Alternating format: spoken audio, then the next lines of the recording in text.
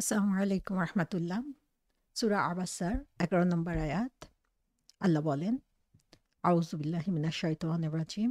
কাল্লা ইন্নাহা তাযকিরাহ। কখনো এরূপ করবেন না, এটা উপদেশ বাণী। সো এর অর্থ হচ্ছে যে যার ইচ্ছা সে হচ্ছে এখান থেকে আল্লাহকে স্মরণ করতে পারবে এবং এই যে সূরা বা কোরআন এই যে উপদেশ দেওয়া হচ্ছে পুরোটাই হচ্ছে আল্লাহ সুবহানাহু ওয়া তাআলা মানুষের জন্য জ্ঞান দান করছেন এখানে এবং সবার জন্য এটা সমানভাবে এটা যারা হচ্ছে উঁচু পর্যায়ে রয়েছে তাদের জন্য একরকম আর যারা হচ্ছে গরিব তাদের জন্য আরেক রকম এরকম না, বরং এটা হচ্ছে সবার জন্যই উপদেশ বাণী। কাতাদা আস-সুদ্দি তারা বলেছেন যে কাল্লা ইন্নাহা তাযকিরা, এই কথাটা এখানে ইন্নাহা তাযকিরা হা দিয়ে এখানে কোরআনকে বোঝানো হয়েছে। অর্থাৎ কোরআন হচ্ছে আমাদের জন্য একটা রিমাইন্ডার এবং এই কোরআনের যে জ্ঞান সেই জ্ঞানটা হচ্ছে সবার জন্যই উপদেশ বাণী যারা হচ্ছে এখান থেকে শিক্ষা নিতে চায়।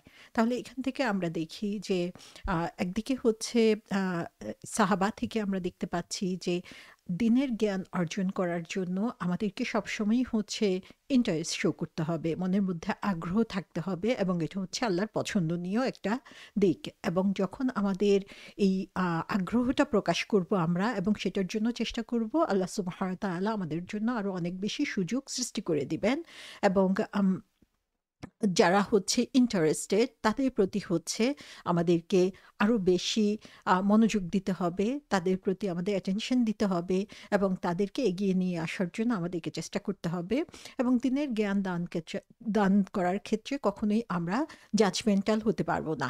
সো কে নিবে আর কে নিবে না, কে এটা গ্রহণ করবে কে গ্রহণ করবে না, কে সংশোধিত হবে আর কে সংশোধিত হবে না, সেটা আসলে আমরা জানি না, সেটা সম্পূর্ণভাবে আল্লাহ সুবহানাহু ওয়া তাআলার হাতে।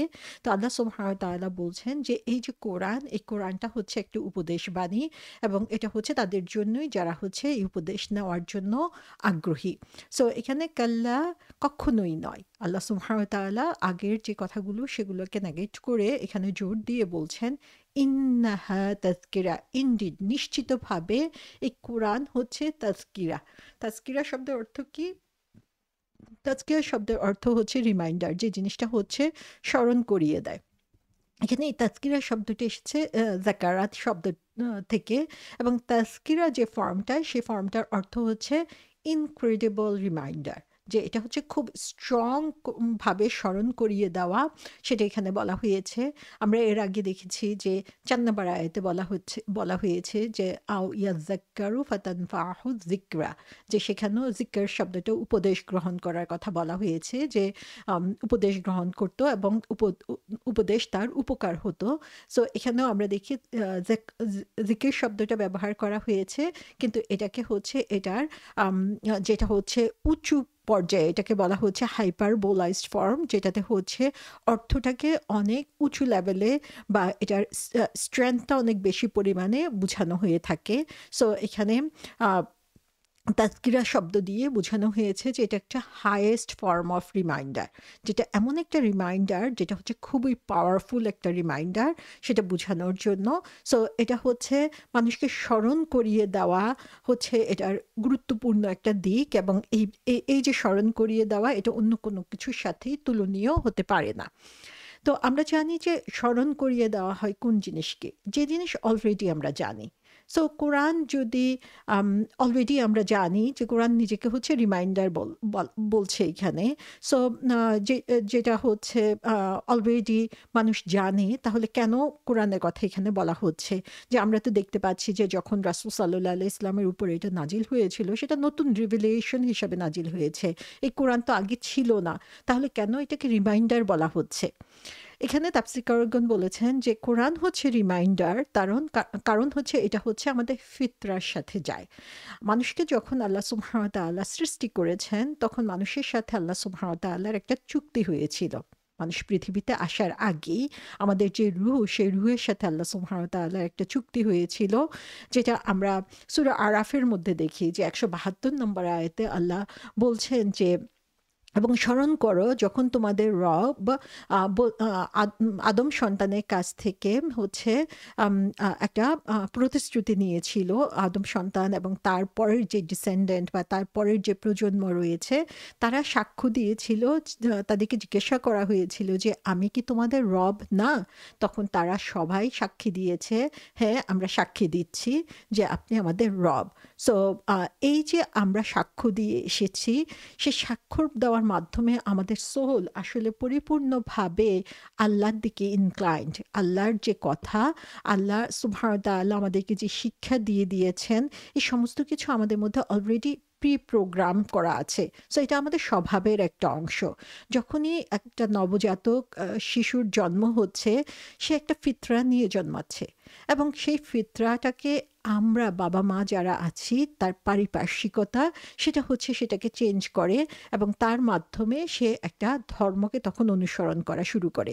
কিন্তু তার মূল ধর্ম যেটা, সেটা হচ্ছে আল্লাহ হচ্ছে তার রব, অর্থাৎ ইসলামের মূল মেসেজটা তার মধ্যে অলরেডি রয়ে গিয়েছে।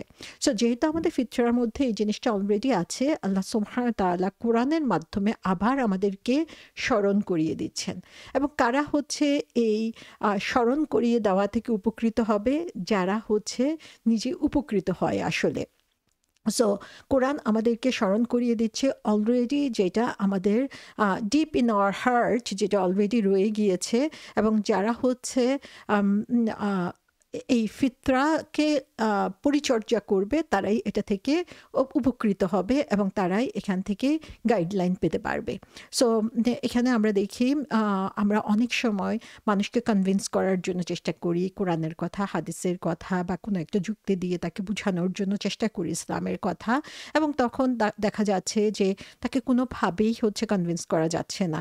আমরা যতই যুক্তিতর্কের অবতারণা করি না কেন, সে হচ্ছে সেটা শুনতে চাচ্ছে না।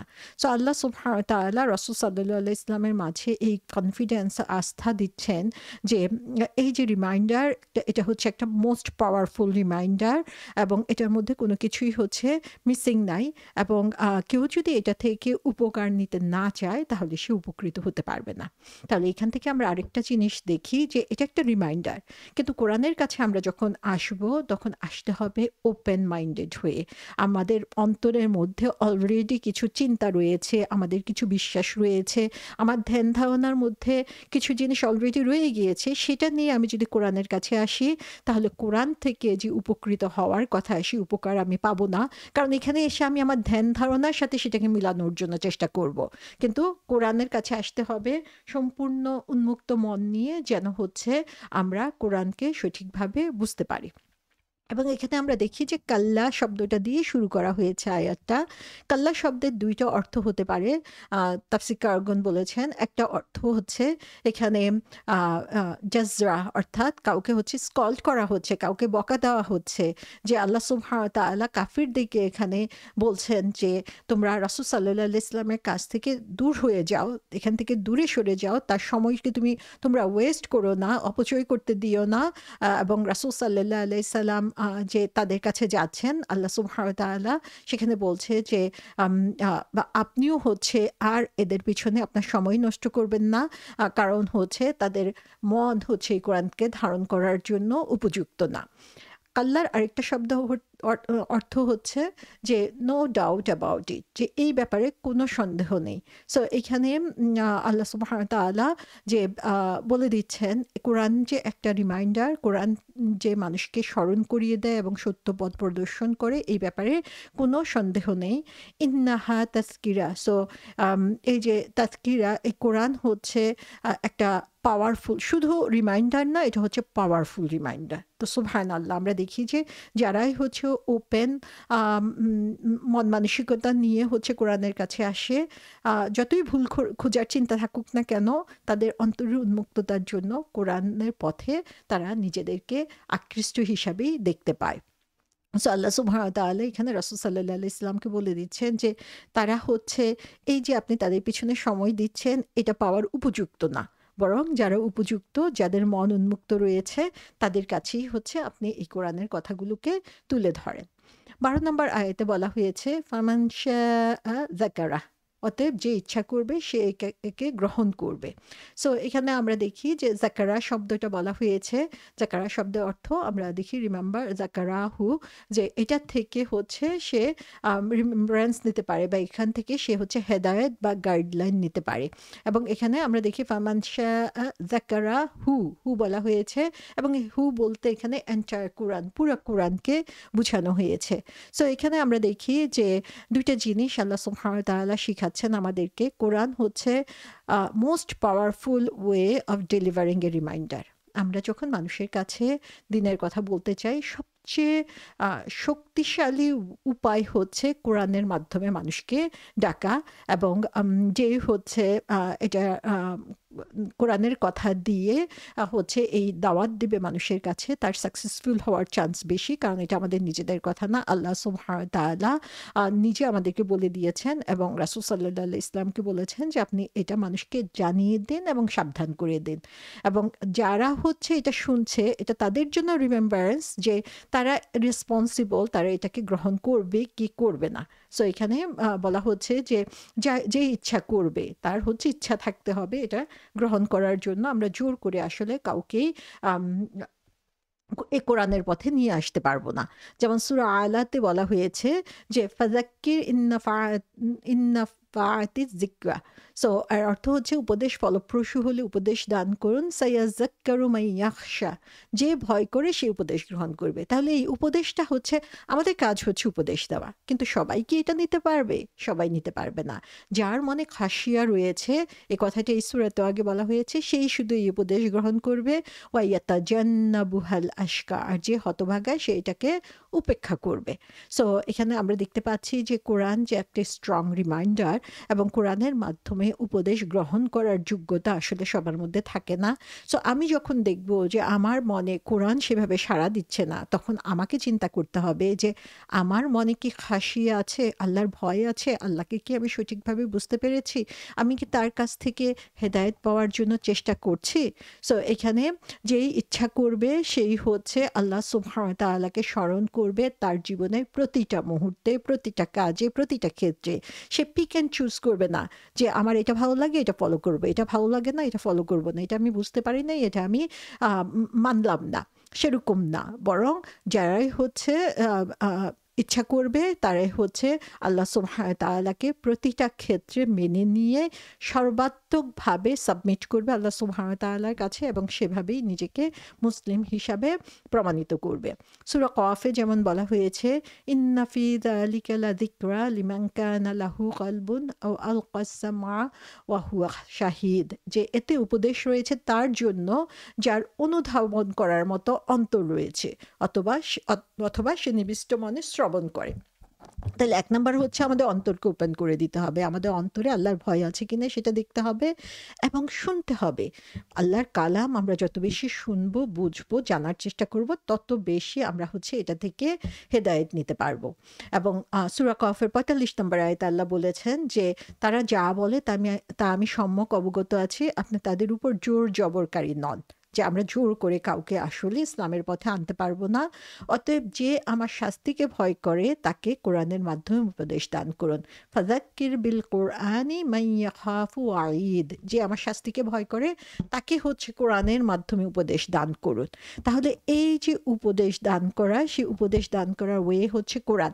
আমার মন করা কথা, আমার যুক্তিতর্ক দিয়ে আমি মানুষের কাছে যাব না, বরং এই কোরআনকে দিনের পথে আনার জন্য, মানুষকে সঠিক পথে আনার জন্য আমি এই কোরআনের শিক্ষা নিব। সো সেই কোরআনের শিক্ষা আমি কিভাবে আসলে মানুষের মাঝে জানাতে পারবো যদি আমি নিজে না জানি? সো কোরআনকে আমাদের নিজে জানতে হবে। আমি যত ভালোভাবে কোরআনকে জানার বুঝার চেষ্টা করব, তত বেশি আমাকে নন মুসলিমদের কাছে যেতে হবে না, আমি আমার ঘরের মানুষদেরকে কোরআনের মাধ্যমে উপদেশ দিতে পারবো, যখন আমি নিজে হচ্ছে সে কোরআনটা জানবো। এবং এই কোরআনকে জানার মাধ্যমে আমার মধ্যে যখন পরিবর্তন আসবে, আমার অন্তরে পরিবর্তন আসবে, আমার কাজের পরিবর্তনে আসবে, আমার আশেপাশে সবাই বুঝতে পারবে যে সামথিং গোয়িং অন দেয়ার, এবং তারা বুঝতে পারবে যে এই পজিটিভিটি কেন আমার মাঝে এই সৌন্দর্যের পরিবর্তনগুলো এসেছে। আমার মাঝে যদি সেই পরিবর্তন না আসে, আমি যতই কোরআন নিয়ে গবেষণা করি না কেন, তার মানে হচ্ছে আমার মধ্যে খাশিয়া নেই, আমি নিজেকে পরিবর্তন করি নাই। সো সেই জ্ঞান অর্জনে আসলে আমাদের কোনো উপকার নেই।